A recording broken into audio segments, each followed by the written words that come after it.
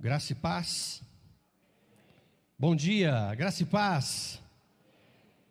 Quem está feliz, quem levantou animado, quem tomou um café da manhã, diga glória a Deus. Amém, glória a Deus. Que bênção, né? Estarmos aqui. Que saudade de estarmos no culto, né, meu irmão? Que saudade de estarmos na casa do Pai.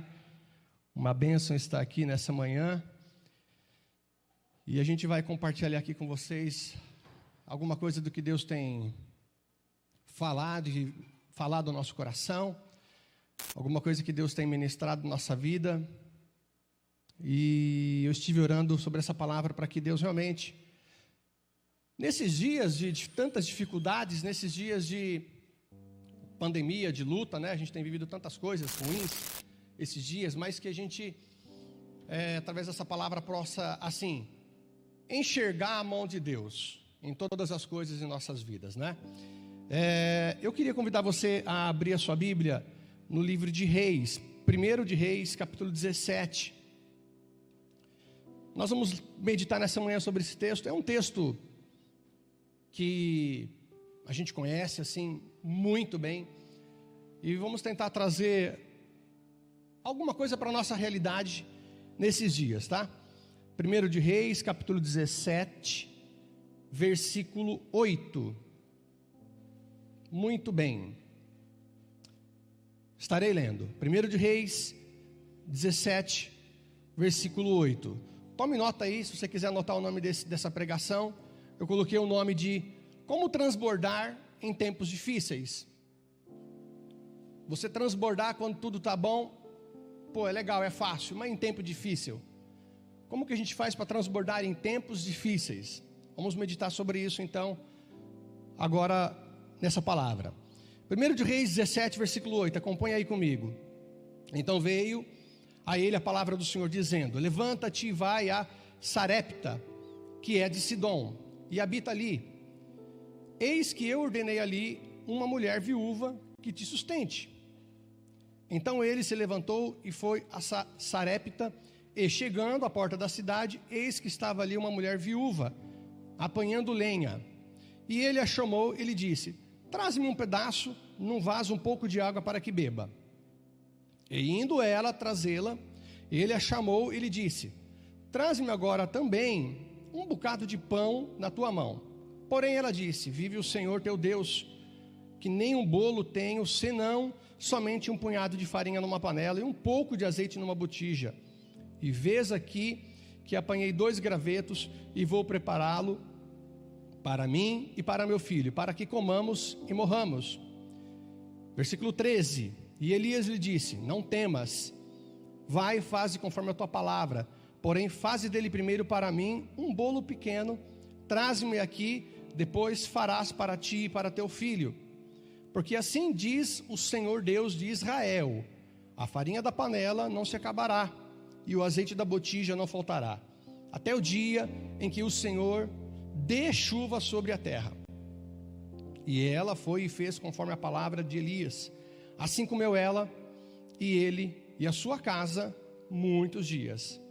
Da panela da farinha não se acabou, e da botija o azeite não faltou, conforme a palavra do Senhor lhe falara pelo ministério de Isaías. Vamos fazer uma oração. Pai, em nome de Jesus, obrigado, Senhor, em nome de Jesus, pela tua palavra. Obrigado por poder estar aqui e poder compartilhá-la. É uma honra e um privilégio, Deus, abrir a boca e poder falar da sua palavra. E que ela, Senhor, faça aquilo que te traga prazer, ó Pai. Enche os corações nessa manhã, ou em algum momento que alguém estiver assistindo essa ministração, em nome de Jesus. Amém. Glória a Deus. Muito bom. Para nós entendermos melhor esse acontecimento, esse ocorrido aqui em 1 de Reis, a gente precisa entender o contexto dele, o que estava acontecendo. Há pouco tempo atrás, a gente vê, olhando aqui a palavra de Deus, que um novo rei havia surgido. E esse rei que havia sido levantado era Acabe. Acabe, ele foi tido até então, ali aquele momento, como o pior rei, o rei mais ruim, o rei que mais se afastou, o rei que mais coisas distantes fez para se afastar da casa do Senhor. Israel passava por esse momento difícil por causa de um rei ruim. E além disso, Acabe ele ainda tomou para si uma mulher que não era de Israel. Ele tomou Jezabel. Jezabel, ela era uma princesa, ela era filha de Etibaal, que era rei dos Sidônios, que era um povo que não cria em Deus, um povo que cria em Baal. E ele pegou essa mulher como esposa, ali no intuito de fazer uma aliança política, uma aliança religiosa. E essa mulher, Jezabel, influenciou o rei de tal maneira que fez com que ele levantasse um altar a Baal, lá em Samaria, que era um monte que o pai dele tinha comprado, de Semer. Ele tinha comprado ali aquele monte e se estabeleceu ali e construiu a Samaria. Então, Acabe, ele influenciado por Jezabel, fez o quê? Levou um altar de Baal para Samaria. E Acabe levantou o quê? Ídolos ali a Baal, tudo para irritar. A palavra de Deus diz aqui, se você ler depois na sua casa, se quiser entender um pouco melhor, você pode ler a partir de 1 de Reis, capítulo 16, versículo 29. Começa a falar sobre o reino de Acabe. E Jezabel era algo assim muito terrível, perseguia os profetas, perseguia o povo de Deus, aqueles que queriam servir ao Senhor corretamente. Jezabel era o alfa na relação, era ela que dominava sobre Acabe, e não Acabe dominava sobre ela. Ela era uma mulher terrível. Esse era o contexto de Israel naquele momento. E aí surge então, Deus levanta um profeta, Elias, que é um dos personagens principais da nossa ministração. Elias, seu nome significa o Senhor é o meu Deus. Esse é o significado de Elias. Nesse contexto de tantas coisas ruins acontecendo, Deus fala para Elias: vai até Acabe e diga para ele que não haverá chuva, como forma de punição, como forma de peso da minha mão sobre Israel. Se ele não quebrar isso, se ele não se curvar, não haverá então chuva sobre Israel. Mas Deus não falou ali naquele momento quanto tempo seria. Nós sabemos depois que foram 3 anos e meio, mas até então, quando Deus falou: olha, não vai chover mais, parou. E aí Deus levou então Elias fez essa palavra ali para Acabe, e em seguida Deus levou Elias, porque começou a haver aquela seca, não chovia mais sobre Israel, e essa seca se estendeu ali por todos os países vizinhos. E Elias, ele foi ali então cuidado pelos corvos. Deus mandava que os corvos levassem a ele pela manhã pão e carne, e à tarde pão e carne, e ele estava do lado de um ribeiro, de um filete d'água, um riozinho, que se chamava Querite. Só que a seca foi se alastrando, foi assim, atingindo a população, foi atingindo o estado, e chegou um momento que esse ribeiro secou.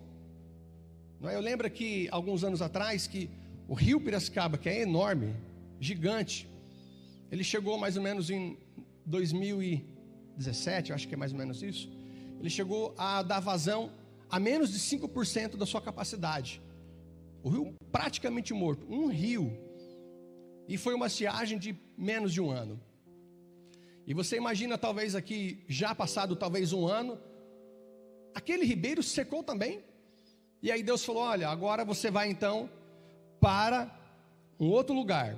Você vai para Sarepta. Sarepta ficava exatamente em Sidom, que era a terra de Jezabel. Olha que coisa interessante, eu achei interessante isso, porque Acabe pegou alguém ali de Sidom, que era a princesa Jezabel, filha de Etibaal, e trouxe ela para morar em Israel. E Deus, para salvar Elias, levou ele para Sidom, para ser cuidado também por uma mulher, por uma viúva. Essa distância era de aproximadamente 150 quilômetros. Você imagina caminhar 150 quilômetros debaixo do deserto, ou daquela sequidão toda. O ser humano leva mais ou menos, para caminhar normal, sem se esforçar, mais ou menos 5 quilômetros por hora. Então ele deve ter gasto algo em torno de 30 horas para chegar até lá. Ele deve ter caminhado talvez 2 ou 3 dias para chegar até essa cidade. Sarepta ficava em Sidom, ao norte de Israel, divisa com Israel, próxima à tribo de Dan, e seu significado é crisol, um tipo de refinador de prata. Estou te dando todas essas informações porque depois a gente vai usar uma ou outra depois durante os pontos que a gente vai desenvolver. E chegamos então na nossa segunda personagem principal, que é a viúva. Quando Deus falou para Elias, eu acho isso maravilhoso, né? Porque Deus vai revelando as coisas gradualmente. Ele não te mostra tudo já. Você vai fazer isso, você vai ter tudo aquilo. Não, ele fala, vai. Depois ele vai revelando. Deus falou para ele, olha, vai lá, que tem uma viúva que vai te sustentar. Olha, irmão, se eu fosse Elias, eu pensaria comigo, poxa, deve ser uma viúva muito rica para me sustentar. Ela deve ter boa abastança, boas condições, vai me sustentar um homem, uma viúva sustentando um homem. Eu acho que então vai ser uma coisa de grande bênção, grande provisão. E a hora que ele chegou, ele olhou para ela e falou, olha, Deus é maravilhoso como ele faz as coisas, né? A gente não entende. E então, o Senhor manda ele ir até essa viúva. A Bíblia não fala o nome dela. Quem é essa viúva? Sabe o nome dela? Eu não sei. Procurei aqui, eu li, estudei, dei uma olhada, ninguém falou o nome dela. Só fala que era viúva lá da cidade que ela estava. Agora veja, nós vivemos em uma sociedade hoje não tão patriarcal, mas você imagina aquela época. Nem o nome dela foi citado na Bíblia. Ela era uma mulher. Assim como muitas vezes na igreja existe até um livro que se chama, acho que é A Mulher Sem Nome, não é isso, pastora? Muitas vezes na igreja, graças a Deus a gente rompeu isso, mas em muitas igrejas talvez ainda não, a pessoa se refere à esposa do pastor como a esposa do pastor. A esposa do pastor tem nome, Silvani, nome dela é esse.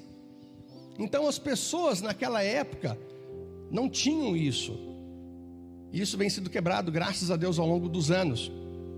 E nós precisamos continuar rompendo essas coisas. Mas naquela época, essa mulher, ela era uma pessoa assim, que não tinha valor. Mulher não tinha valor naquela época, naquele momento histórico. Quanto mais uma mulher viúva, menos valor ainda. Ela era mãe de um menino. Provavelmente ela era uma jovem senhora, por ser mãe de uma criança, talvez de 12 anos, talvez no máximo 12 anos, mais ou menos assim, uma criança. A partir disso já começa a se tornar homem, mas provavelmente ela era uma jovem senhora. Irmãos, e provavelmente ela estava naquela casa por causa do menino. Talvez a herança que o pai deixou era para o menino, filho homem. E ela, por ser a mãe e ser viúva, estar cuidando dele, ela estava na casa. Nós estamos falando assim de alguma coisa mais cultural, não está isso na Bíblia, mas a gente pode fazer essa interpretação, a gente pode fazer esse entendimento que entendo que não seria herético, não seria fora do contexto daquela época. E uma outra coisa que a Bíblia fala, que a gente pode entender, é que ela estava com medo. Porque Elias falou para ela, no versículo 13, não temas.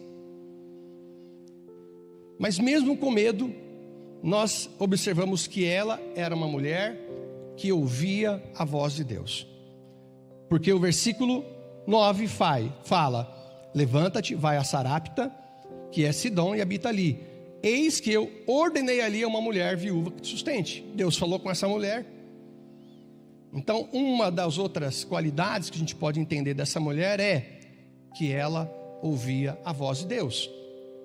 Não sei como que Deus falou com ela, através de sonho, revelação, enfim, mas ela sim ouvia a voz de Deus. Amém? Vamos então aqui caminhar para o nosso primeiro ponto que eu queria trazer sobre transbordar em épocas difíceis. Porque transbordar quando tudo está bom é fácil. É gostoso, mas a época que está difícil, a época que a gente está com medo, a época que a gente não sabe o que vai acontecer amanhã, abre economia, fecha economia, não, agora abre de novo, abre parcial, não, fecha tudo de novo, não decidem o que querem fazer. Então, Nesse momento a gente tem que transbordar. Primeiro ponto: ouvir e obedecer à vontade de Deus. Esse é o primeiro ponto. Essa mulher, ela ouviu o que Deus falou: olha, eu vou te mandar um profeta para que você cuide dele. Ela ouviu isso. Talvez ela ficasse esperando também ali um profeta que viesse com grande poder, grande riqueza, grandes coisas, e viesse ajudá-la de alguma forma.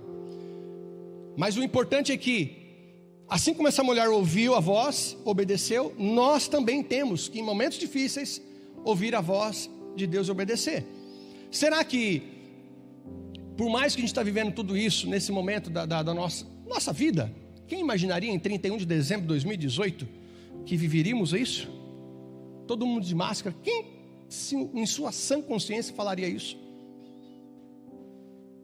Mas tudo isso que nós estamos vivendo ainda não é 1/10 daquilo que essa mulher, esse contexto histórico religioso de Israel e dessa viúva e de Elias estavam passando. Eles estavam numa crise muito mais aprofundada e pior que a nossa. E por isso eu quero dizer para você, eu quero trazer para você consolo, quero trazer para você nessa manhã alento, tranquilidade de que as coisas irão melhorar, em nome de Jesus. Então, primeiro ponto: ouvir e obedecer à voz de Deus. O que temos ouvido nessa pandemia? O que você tem dado ouvido? A palavra de Deus fala em Mateus capítulo 12, versículo 34, o Senhor Jesus falou: olha, a sua boca vai falar daquilo que o coração seu está cheio. O que o seu coração fala? O que tem no seu coração? O que essa boca fala? Fala sobre filmes? Quando chega numa roda de amigos, vocês falam o quê? O que mais sai da sua boca? Examine-se. Não, eu falo só sobre futebol. Meu Corinthians, maravilhoso, eterno. Não, eu falo sobre seriado, conheço todas as séries. Não, eu gosto de contar piadas, conheço todas as piadas que você imaginar. O meu é novela, o meu é isso, o meu é aquilo. Porque a boca vai falar aquilo que o coração está cheio. E, irmãos, em momentos de pandemia e dificuldade, não serão essas coisas que irão nos salvar, mas sim a palavra de Deus. Então, a necessidade da gente perseverar, a necessidade da gente caminhar, continuar caminhando, a gente continuar acreditando e a gente continuar tendo fé, mas na palavra de Deus. Perseverar, ouvir a voz de Deus e acreditar e confiar no Senhor. Somente assim a gente vai ter um momento de bênção em meio à pandemia e transbordar na vida dos outros. O que você transborda quando você chega numa roda de amigos? O que você derrama para eles? Acho muito interessante quando as pessoas têm liberdade ou têm, assim, momentos a só comigo, num almoço, alguma coisa, a pessoa fala: poxa, cara, eu admiro você, poxa, acho muito legal o jeito que você atua, acho que você é uma pessoa assim, assim, assim. Qual que é o segredo? Jesus. É Jesus, não tem outro segredo. É Ele que mudou minha vida com 17 anos de idade. Se não fosse Ele, eu não teria e não estaria com 1% do que Deus me deu, fez em minha vida. E aí você tem que derramar isso na vida das pessoas. Precisamos ter fé, acreditar. Veja, ela deu a última porção que ela tinha para o profeta. Confiar, ter fé. Eu não quero falar sobre isso, que não é o momento da palavra, mas nós podemos tirar um gancho aqui e lembrar dos nossos dízimos, das nossas ofertas. Deus falou comigo outro dia, eu estava meditando, o Senhor falou comigo: as pessoas confiam em mim, a sua salvação é eterna, mas não confiam em mim que eu vou dar sustento para ele por 30 dias. Você entendeu isso? Quem aqui crê em Jesus? Você crê que Ele te salvou? Você crê que você tem vida eterna nele? Você confiou nele a vida eterna? Você entendeu isso? Você confiou nele a vida eterna. A sua alma, a sua vida eterna, você entregou aos pés de Jesus.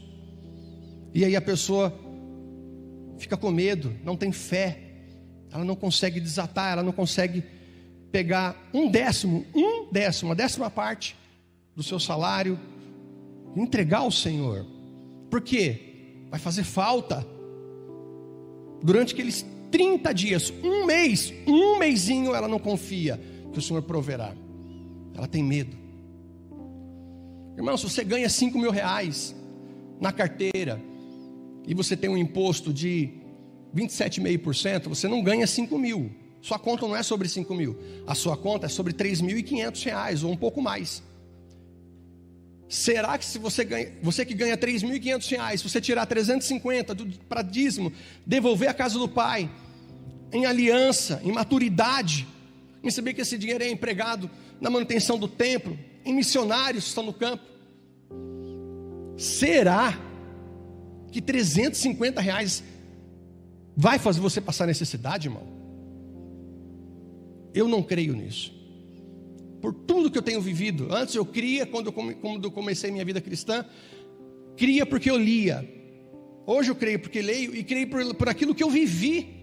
Tudo que eu vivi, que Deus tem feito na minha vida, na vida da minha família, na vida de tantos homens de Deus aqui também, que são fiéis, talvez mais fiéis do que eu. Eu lembro que eu estava sendo tão fiel a Deus, eu estava assim até com orgulho, sabe? Nossa, como é que eu sou fiel?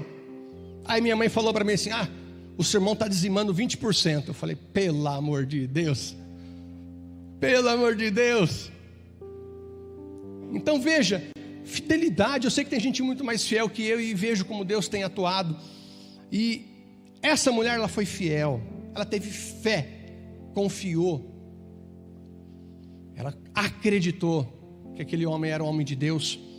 O seu próprio nome, como nós vemos, o Senhor é o meu Deus.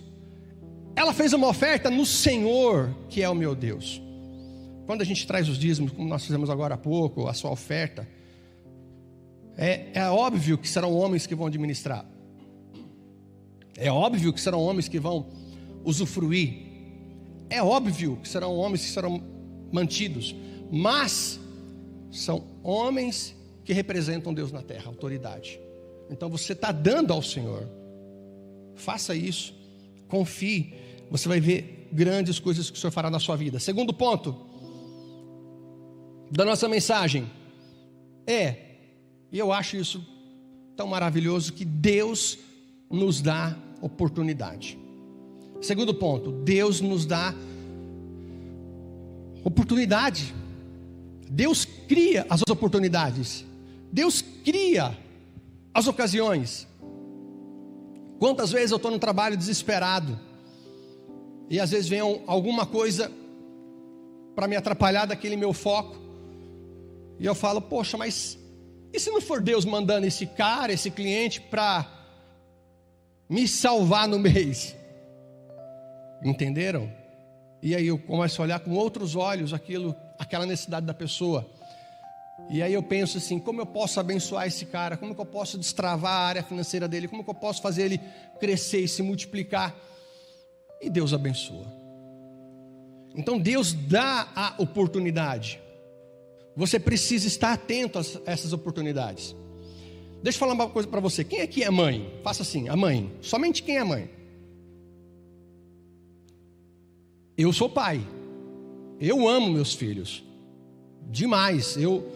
Olha, irmão, arranco meus braços, minhas pernas, mas não tiro um cabelo do meu filho. Entendeu? Eu acho que todo pai, toda mãe é assim. Mas o amor de mãe eu acho que é maior ainda, não é? Acho que amor de mãe é quase que a perfeição. Só não é perfeito porque o amor de Deus é maior, né? A palavra de Deus diz lá em Isaías 49:15. Olha, pode a mãe esquecer de um filho? Não pode. Amor de mãe, a mãe nunca vai esquecer de um filho que gerou. Mas se ela esquecer, eu não vou me esquecer de você. Agora veja bem.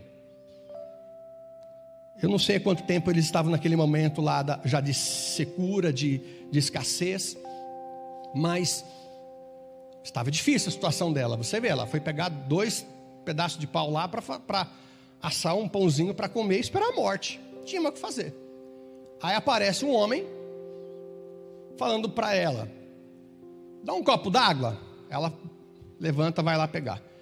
Passou no primeiro teste, viu? Passou no primeiro teste. Aí ele falou, volta aí.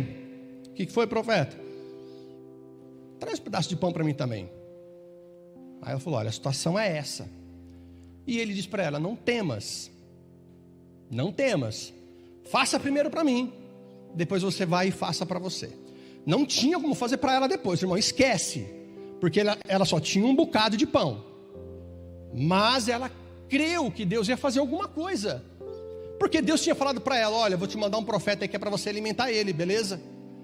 Talvez ela ficou esperando, e a hora que falou, olha, sobrou só isso, não tem jeito, eu vou pegar um pau aqui e eu vou comer. Quando ela foi pegar aquele pedaço de pau para comer, aqueles gravetos, aí o profeta apareceu. E aí ela falou assim, talvez, poxa, Deus já falou comigo em sonho, revelação, etc, que eu preciso alimentar o profeta. Eu só tenho esse, eu falei que ia fazer para Deus, então eu vou fazer. Paciência, se eu tiver que morrer sem comer já ia morrer com um pãozinho na barriga, eu morro sem o pão na barriga. Enfim, não sei o que ela pensou, só sei que ela obedeceu. E quando ela obedeceu, o milagre de Deus aconteceu. Humanamente falando, irmãos, como homem, poxa, será que eu pegaria um pedaço de pão da boca do meu filho para dar para uma outra pessoa? Humanamente falando, eu não sei, não vou falar, eu faria isso, eu não posso ser hipócrita, misericórdia. Talvez eu tentaria falar, olha, vamos fazer o seguinte, vou te dar metade, outra metade eu seguro, tentaria negociar alguma coisa, mas enfim, o que ela fez foi fenomenal. Um ato, presta atenção nisso aqui, olha que coisa maravilhosa que vai destravar na sua vida. Um ato que ela achava, que pudesse no seu coração achar, que iria matar o filho dela, foi exatamente o ato que fez com que salvasse o filho dela. Percebeu isso? Se você ler depois e continuar lendo o texto, o filho dela veio ficar mal, doente, morreu, e o profeta orou pelo filho dela, e o filho dela ressuscitou. Versículo 22. Eu quero fazer uma pergunta para você, responda para mim. Se ela tivesse se negado a dar aquele bocado de pão para o profeta, o que você acha que ia acontecer com o profeta? O homem de Deus? Me fala, o que você acha? Deus ia levantar uma outra mulher? Um outro casal? Um homem? O que você acha que Deus ia fazer? Você acha que Deus poderia trazer os corvos de novo para alimentar ele? Ou acabou o poder de Deus, não tinha mais poder? Será que Deus podia mandar, sei lá, os pássaros, os macacos, os cachorros, os ratos, qualquer um trazer carne, comida para ele? Irmão, presta atenção. A bênção era para ela, não era para o profeta. A oportunidade era para ela. Você tem que estar atento às oportunidades que surgem na sua vida. Semana passada, o pastor me ligou, um pastor, não o pastor Hugo, mas enfim, o pastor da igreja me ligou falando, olha, a gente está com uma situação no campo missionário, assim, a gente quer ajudar uma família, assim, assado, é esse casal, papapá, precisamos de suas orações, e se puder fazer uma oferta que a gente quer abençoá-lo para fazer essas viagens e tudo mais. Na hora meu coração se encheu de alegria, falou, eu posso ajudar, eu quero ajudar, na hora, oportunidade que me apareceu. Falei, eu posso ajudar com tanto, se precisar mais alguma coisa no mês que vem, você me procura. Está aqui. Aí ele, à tarde, me manda uma mensagem, 2 mensagens, a do campo missionário, agradecendo, e depois a dele. O que eu acho interessante? A minha esposa e eu estávamos com algo para ser resolvido já desde março desse ano. E passou março, abril, maio, junho, julho. Eu falei, meu Deus, isso nunca ficou tanto tempo sem resolver. Vamos lá orar. A gente foi lá, orou, ungiu os 4 cantos, e oramos e abençoamos, e passávamos e orávamos, e foi. Passou julho, agosto, setembro. Aí surgiu essa oportunidade. Eu nem lembrei daquilo. Meu coração transbordou. Falei, eu vou transbordar, eu vou derramar, eu vou abençoar. Quando eu estava com o celular ouvindo a mensagem, entra uma ligação, cortou a mensagem, entrou uma ligação, eu atendi. Marcelo, aquela situação lá foi resolvida, tá bom? Pode ficar tranquilo que a gente já deu o acerto, você já ganhou essa liberação que estava pendente aí da sua casa. Irmãos, uma oferta, eu creio que foi isso. Eu creio que foi isso. Foi na hora que eu dei, na hora que eu estava ouvindo a mensagem, na hora veio a bênção. Então você não pode perder as oportunidades que surgem na sua vida. Sabe, a Bíblia fala em Salmo 133, 2, que a bênção de Deus é como um óleo precioso que desce pela cabeça de Abraão, pela barba dele, escorre pelas vestes. A bênção vem assim, ó. A bênção de Deus passa pelos líderes da igreja que você está subordinado. Então, quando surgir uma oportunidade, surgir um momento, né? Nós teremos, se Deus falar com os pastores da igreja e se precisar da igreja se levantar em campanha, em oferta para construir a nossa torre de oração, e se nós formos convocados para isso, irmão, é uma oportunidade. Ninguém quer pôr mais peso em ninguém, jamais. Se o seu coração vê como peso, se o seu coração está como Abinadab, talvez ali, com a arca encostada na casa, não precisa fazer, simplesmente não faça.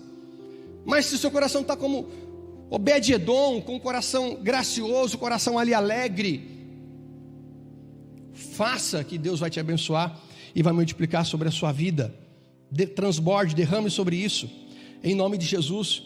Então você vê que uma ação daquela mulher, primeiro, uma oferta que poderia representar a morte de sua vida, representar a morte de sua vida e de seu filho, sem ela imaginar, depois transbordou em ressurreição na vida do seu filho. Se ela tivesse recusado, irmãos, Deus ia levantar uma outra pessoa, Deus ia levantar um animal, Deus ia levar ele para outro lugar, Deus ia fazer ele ficar 40 dias sem comer e beber, ia sustentar ele. Não faço ideia do que Deus ia fazer. Pensa num Deus criativo, esse é o nosso Deus, que nos surpreende a cada momento. Eu só sei que o profeta não ia ficar sem amparo. E ela, o que ela ia fazer depois com esse menino? Tivesse ficado doente, tivesse morrido, e o profeta não estaria mais naquela cidade. Então, apareceu a oportunidade, agarre, faça isso que Deus vai te abençoar. Terceiro ponto, último ponto da nossa pregação, tá? Deus da abundância. Deus da abundância. Você imaginou? Uma oferta, um bocado de pão, fez com que ela fosse sustentada, o profeta fosse sustentado, o seu filho, a sua casa fosse sustentada. Por quanto tempo? Talvez 2 anos, talvez 2 anos e meio. Se aquele riacho secou já com 1 ano, no máximo, secou muito menos. Mas digamos que aquele ribeiro tinha sido secado, tinha ficado seco com 1 ano. Ainda tiveram 2 anos e meio. Nós podemos chutar pelo menos 2 anos, sem margem de erro aqui, de sustento. Você sabe que é você todo dia rapar uma panela, zerar o arroz, zerar o óleo, e chegar à noite, e pegar de novo, e ter mais, rapar de novo, e no dia seguinte, de novo, no dia seguinte, de novo, no dia seguinte, de novo, por quase 1000 vezes, 365 dias, 2 anos, nós estamos falando em mais de 750 dias, pelo menos. Nós estamos falando de almoço e janta, mais de 1.500 vezes, pelo menos. Você parou para imaginar uma refeição, uma semente, render mais de 1.500 refeições para 3 pessoas, ou mais, porque a Bíblia fala que o sustento foi para ela, ele e a sua casa. Talvez mais pessoas vieram da sua família ali. Aquela que era abandonada pela sociedade, aquela que era viúva, Aquela que não tinha casa para morar, que estava talvez na casa porque tinha um filho que era herdeiro, e o filho ia ficar com a casa. Aquela que talvez todos menosprezavam, talvez ali naquele momento, ela proveu o sustento para a sua família. Ela transbordou por causa de uma semente que ela fez. Eu acho maravilhoso. Gênesis capítulo 1, versículo 28. Sabe o que Deus fala? Sejam férteis, multipliquem. Deus falou para o homem, multiplique. Irmãos, Deus é o Deus da multiplicação. Deus é o Deus da abundância. Ele falou para Adão e Eva várias coisas. Não coma isso, põe nome nos animais, faça aquilo, cuida disso, domine sobre eles, papapá. E vamos trabalhar aí que precisamos ser férteis, povoar essa terra que é grande. Vou deixar vocês à vontade aí para vocês fazerem os trabalhos de vocês. Eu volto na virada da tarde. Veja, olha Deus que maravilhoso. E é interessante porque numa relação conjugal, o homem derrama cerca de 400 milhões de sementes na mulher. Abundância. Não poderia ser um só, não nasce um filho só. Às vezes 2, às vezes até 3, mas geralmente mais de 99% eu acho que é um filho. Não podia ser uma semente do homem para um óvulo da mulher, resolvia o problema. Não, Deus quis fazer 400 milhões. Abundância. Deus maravilhoso, Deus da abundância. E quando Deus quer algo para nós, seja na semente financeira, seja numa semente de oração, num jejum, alguma coisa, é porque é para o nosso bem. Irmãos, você não entendeu ainda? Será que você ainda não entendeu?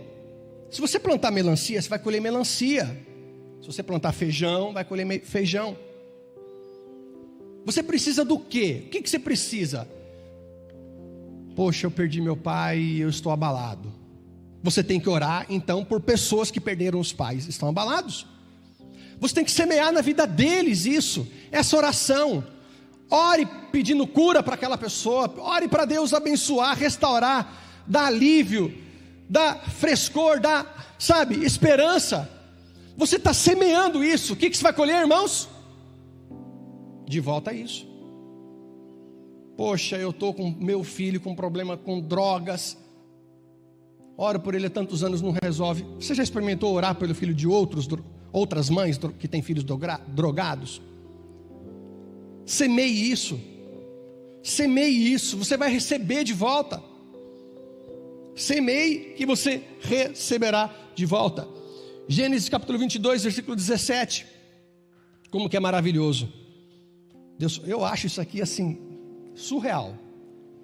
Deus falou a Abraão, depois que Abraão passou todo aquele momento de sacrifício para o seu filho, levantou o cutelo e ia matar o seu filho, o anjo falou, beleza, eu já vi realmente que você me teme, que você me ama, e que você confia em mim.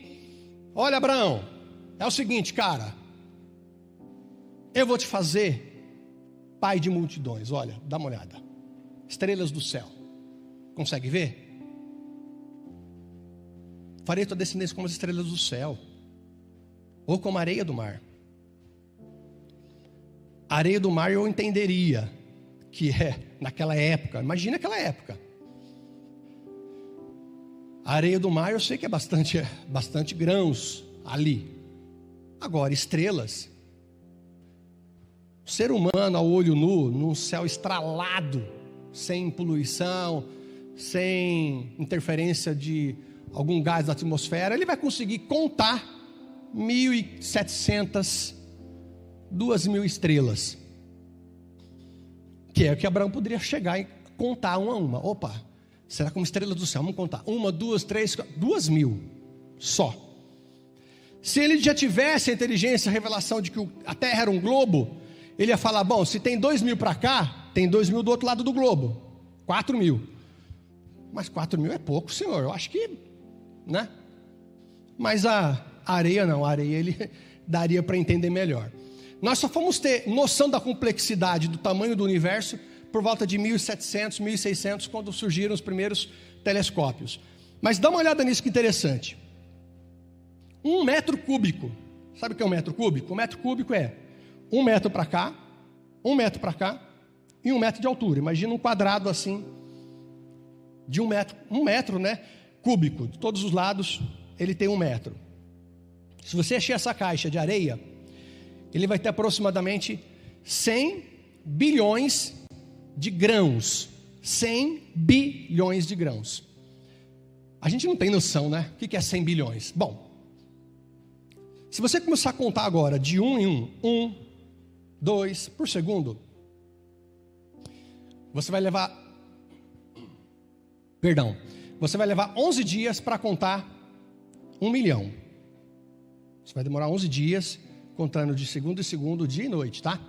Sábado, domingo, você não vai parar para comer, só vai ficar contando. Você vai levar 11 dias para isso. Se você quiser um pouco mais além, vou chegar em 1 bilhão. Você vai demorar 31 anos para chegar em 1 bilhão. Deu para ter noção do tamanho que é 1 bilhão? 1 bilhão. Esse quadrado, essa caixa, ela tem só esse metro cúbico. Ele tem 100 bilhões. Eu não sei quem contou, mas, né, por aproximação, deduz que tenha 100 bilhões. Talvez um pouco mais, né? 100 bilhões e 10, ou 999 milhões, né? Enfim. Mas acho que é aceitável 100 bilhões. Eu não vou contar para conferir. Se você olhar hoje em dia, que o ser humano tem já de conhecimento das galáxias e tudo mais, irmãos, nós vivemos hoje na Via Láctea, que é a nossa galáxia, nosso conjunto de estrelas. A nossa Via Láctea, ela tem cerca de 200 a 400 bilhões de estrelas. Estrelas é o Sol. Terra não é estrela, Terra é planeta. Então veja, estamos falando de estrelas, sem contar planetas que orbitam essas estrelas. Só na Via Láctea, nossa galáxia, há uma estimativa de 200 a 400 bilhões de estrelas. E estima-se que haja outras 100 bilhões de galáxias como a nossa. Uma numeração por baixo, nós estamos falando aí de 1 septilhão de estrelas. É mais ou menos assim, o número 1, 24 zeros atrás. Gigante, né? E Deus falou, olha, a sua descendência será assim, filho. Algo imensurável. Pensa num Deus abundante. Nós olhamos para a Bíblia e vemos lá em João capítulo 6 que, quando eles estavam lá, o Senhor pregando para a multidão, 5.000 homens. Chegou o momento do almoço. Imagina, acho que aqui cabe o quê? 1.000 e poucas pessoas sentadas. Vamos imaginar 5 salões desses. Você consegue imaginar? Coloque mais 3 para lá, mais 2 para lá e mais 2 para o fundo. É uma multidão. E aí tem um menino lá com 5 pães, 2 peixes. Uma mãe sábia falou, filho, você vai seguir Jesus? Olha, leva 5 pães, 2 peixes para você comer. Vai passar fome, né? Sabe aquela mãe zelosa, cuidadosa, né? Encontramos uma aqui, graças a Deus. E aí os discípulos pegam esses 5 pães, levam a Jesus, e Jesus faz a multiplicação, alimenta todo mundo. E ainda sobra o quê? Pessoal, recolhe tudo que sobrou, 12 cestos. Deus da abundância, uma semente de um menino abençoou uma multidão. E é isso que Deus quer de mim, Deus quer de você, nesses dias, que a gente venha transbordar na vida das pessoas. Para a gente encerrar, versículo 15 aí de 1 Reis 17, que fala, e ela foi e fez conforme a palavra de Elias, assim como ela e ele e a sua casa, muitos dias. Sua casa. Eu procurei várias versões, apenas uma versão em outro idioma que falava ela, ele e o filho. As demais todas falavam sua casa, dando a entender que ela alimentou mais gente. Mas digamos que isso não seja correto afirmar. Eu penso que só o fato de talvez aí 2 anos de sustento para ela, para o filho e para um profeta, já é algo assim maravilhoso que Deus fez na vida daquela mulher. Amém? E eu queria que você pegasse esse princípio no seu coração, sabe? Que você colocasse em prática. E eu vou falar para você ficar de pé. Se a pastora e o pastor puder vir aqui para orar e encerrar, abençoar a nossa semana. Eu queria que também orasse para que Deus te desse oportunidades durante a semana, te desse oportunidades durante o mês, para que você transborde na vida de outros, que você transborde na vida de outros, seja em oferta, seja em oração, seja em dedicação, cuidando do próximo, que você venha transbordar, porque, irmão, aquilo que você fizer ao Senhor, jamais será em vão. Você pensa que Deus ficaria devendo alguma coisa para aquela viúva? Ter um filho morto, um pai e uma mãe enterrar um filho, irmãos, misericórdia, isso não devia acontecer jamais, jamais. E ela perdeu o filho, ela já tinha perdido o marido, e ela perdeu o filho, e ela ficou desesperada. Profeta, o que está acontecendo? Profeta, Deus está me caçando, Deus está me punindo pelos meus pecados. Profeta. O profeta falou nada, traga-me ele aqui. E orou por ele, foi no quarto, orou. E no versículo 22 fala que a alma dele voltou para a criança. A alma da criança voltou para ele, e a criança ressuscitou. Você acha que tem preço isso? Tem preço isso, a bênção de Deus? Então que você ore, que para Deus te dê a oportunidade, para você, durante a semana, sabe, entender as oportunidades que surgem na sua vida, entender as ocasiões que abrem as portas para você, e você entender que é bênção de Deus. Nesse momento que nós não estávamos tendo culto, eu mandava de forma eletrônica os meus tributos à casa do pai, e falava: pastor, está aqui, manda minha bênção, profetiza aí. Eu quero minha bênção, filho. A palavra de Deus fala, é meu direito, minha herança, eu estou sendo fiel ao pai. Profetiza, porque eu reconheço vocês como representantes de Deus aqui, eu estou submisso a essas autoridades, então profetize. Ele profetizava e eu botava em voz alta, e eu recebo, amém, amém, recebo. É ato de fé. Se você crê, faça isso. Se você crê, demonstre isso. Se você crê, realmente aplique, que você será realmente abençoado. Eu não tenho dúvidas que, como eu disse anteriormente, eu cria porque eu lia. Hoje eu creio porque leio também, mas também por aquilo que eu vivi. Amém? Vamos orar em nome de Jesus? Senhor, aqui está o seu povo, Pai. Ó Deus, em nome de Jesus, que o Senhor abençoe, ó Pai, esse povo do Senhor, ó Pai. Esse povo não é meu.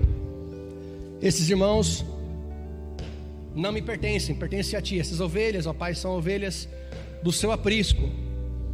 Mas, ó Pai, nós sabemos que muitas vezes, em tempos difíceis, o nosso coração, ó Pai, tende a se fechar num medo natural, num medo, Senhor, humano.